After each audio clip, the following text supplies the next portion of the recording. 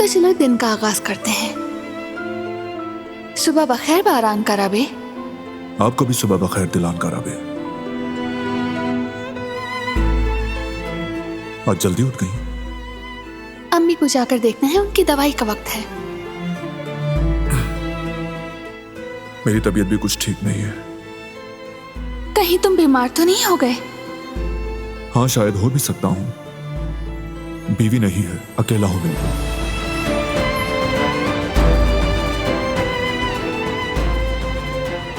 तो फिर अकेले रहने की आदत डाल लो तुम, क्योंकि बीवी हर वक्त साथ नहीं रहती।